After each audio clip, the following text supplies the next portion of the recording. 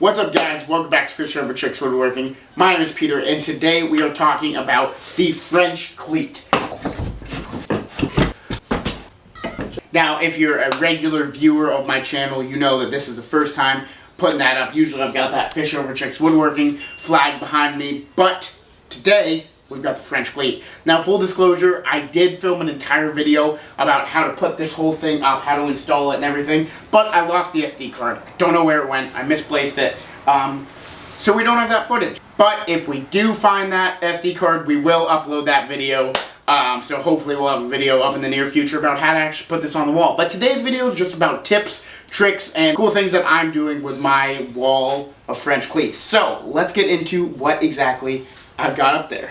Now, as you see behind me, here and here, we've got a bunch of different cleats that I have been hanging on my wall. So let's go ahead and look at each individual one, and I'll let you know how I made it, what I think of it, and if it's helpful or not. So the first one, we've got the staple gun. This is something I don't use that often anymore. I used to use it a lot. These have a 45-degree angle on them, and the back of every jig, I guess these are called, I'm calling them jigs. The back of every jig here has a 45-degree angle on the opposite side, so they kind of slide in like that, and they can't come off. So for instance, it's there, and then can't take that off unless you pull up with it.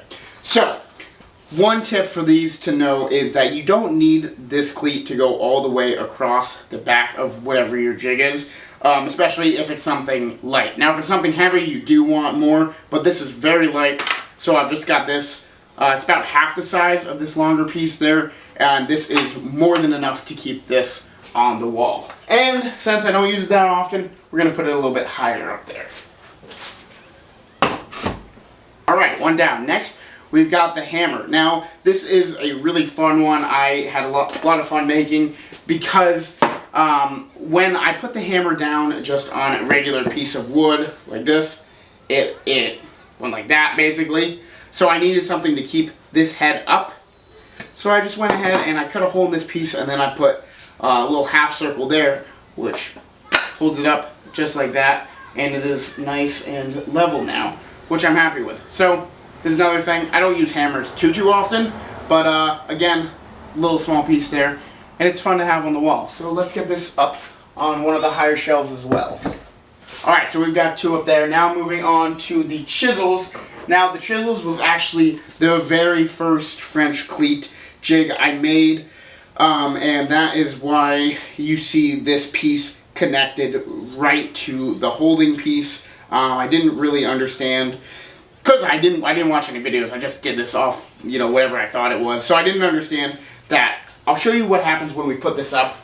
When I put it up there, just like that, as you can see now, it's above this cleat right here because I didn't have a piece of wood on the back here at all, which would have brought this 45-degree angle up a little bit more, and then this would have sat lower on the wall because when this slides in, it just slides right there and it stops. So when we've got this up there, which I like to put over here on the edge, these are a little bit higher up than most things, and it's not as sturdy. You see it leans forward a little bit, which is fine. It's not the end of the world, but I definitely would have designed it different if I knew. And I probably will design it different eventually, but I was so excited to start building all this stuff that I just kept it because it's working. Next, we're going to go on to one I really like, which is all of my bits and routers and drills. So most of my router bits that I use most often and my drill bits are here. We've got the pocket hole jigs here. Anything I use a lot is right here. And so this is pretty heavy because it's got all of these metal pieces in it. So it's quite heavy, so that's why I went with the longer French cleat on the back. So that's going to give it a lot more support. So then we put this up. I like to put it first level for very easy access because I'm going here and I'm grabbing this stuff quite often. So that's nice there. Now we're going to move on to the glue. Now the glue is another one where I've just got two small French cleats on each side. But these are about an inch, maybe inch and a quarter wide, and that's really all you need because there's not a ton of weight on this. I've got two things of glue. Obviously, if the glue's full, it'll be a little more heavy, but it's not gonna cause a problem there. So I've got two there, and this can hold 4 bottles of glue if you push all these to the side. But keep that there, nice easy access, and that's been great for me. move on to some of the smaller stuff. Just a quick little thing for my digital level there. Small, just good one. When I was building this, at this point, it was just like, let's get as much stuff on the wall as possible, make it look nice and full. So I went ahead and I made that. And then, of course, tape measure, another thing I use all the time, obviously. So I want a nice little compartment for this on its own. Little cleat there, nothing special. But keep this on the lower level because I use that all the time. Now moving on to a little bit of a bigger item is the battery holder. I made this for my 3 Ryobi batteries and made them with some little wiggle room. Definitely did too much on the side, but it's fine. And then on the sides here, you see this diagonal. This is because this was actually supposed to be part of a coffee table, the leg, but I ended up not using it, so I have this left over, and I figured, hey, the side doesn't need to come all the way here, and it looks kind of cool, so just went ahead and used the legs for both of that. This is one where I needed a little bit bigger of a cleat on the back because it's heavy. I put a piece of plywood right there, so this lays against the wall because this obviously is 3/4 inch plywood, and this needs to be 2, or else you'll get a nice little lean there because this is so heavy.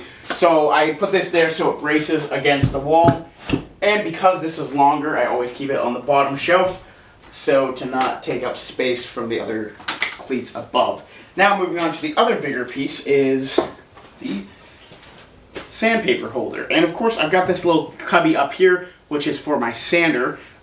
This is another fun and heavier one, so just goes right here on the lower level, and then I made it so I can just go ahead and put my sander right there. Easy. Another one I like to keep on the lower level is my right angle holder. Basically all I've got here is just 2 pieces that make a right angle, and then my squares can just sit nicely just like that. And I like to keep this on the first level there, easy access, and it looks nice as well. My Forstner bits actually came in this nice little holder, and I didn't want it to go to waste, so I just decided to take this out of the other piece of plastic, screw and glue it onto the back of a piece of plywood, put some French cleats on it, and there you go. Perfect. So obviously you don't need to, it doesn't all need to be made completely out of wood, because we're just working with what we got. Another one that I thought was fun was a pencil cup holder. I bought a ton of pencils because I'm always losing them in the shop, and I made a little cup for them, and I figured, hey, might as well put this on the wall so I always have a pencil. So I will never not have a pencil again until this dwindles down to nothing, which I'm sure it will. Alright, so the next one we've got here has been gluing for a while behind me. Should be done soon here, is a mug holder. And I also made it big enough so it can fit 2 cans, just because why not. So I put this slit in the middle here, just 2 small pieces, leaving that open. So that way I can just go ahead and grab the handle there, but it's also big enough where it can all fit inside there. And this is good because I usually work in the shop in the morning and I've got a cup of coffee with me. And if I put it on the bench, who knows what will happen to it there, get knocked over, or, spill and whatever. So, having it on the wall is going to be very helpful. There you go. Oh, I forgot. I put my glasses on top of the battery thing usually. Nice place for them. So now, as you see, there's a lot of stuff down here, but not too much up there, and that is because I left that space open for some art that I made, which is this American flag I made a while ago. So I just ended up screwing 2 cleats on the back there, so you can take them off if you don't want them on there. But this just goes in just like that. So I was really happy with it when I came up with that idea. I thought it was cool, and I want to make one with the Fish Over Chicks logo. I think that'd be cool since we already have the flag there. Change it out a little bit. But yeah, so the flag, pretty cool. Fills up the space a bit more, and then obviously you could take those screws out of the back, take the French cleat off, and yeah. So there it is, everyone. That is my French cleat wall. I hope I gave you some ideas, maybe some inspiration on something you can make. But yeah. There it is. I'm super happy with the way it came out, and I can't wait to keep adding to it. So if you guys have any ideas of what I should make to put on this wall, please leave those in the comments below. Obviously, I'm always going to be adding to it and switching stuff out here and there. I've also got some open wall space over here off screen that you can't see, and I think I'm going to do some more French cleats over there as well, so there's more space for the stuff. But till next video, thank you so much for watching. Please like, comment, subscribe. We'll see you in the next one.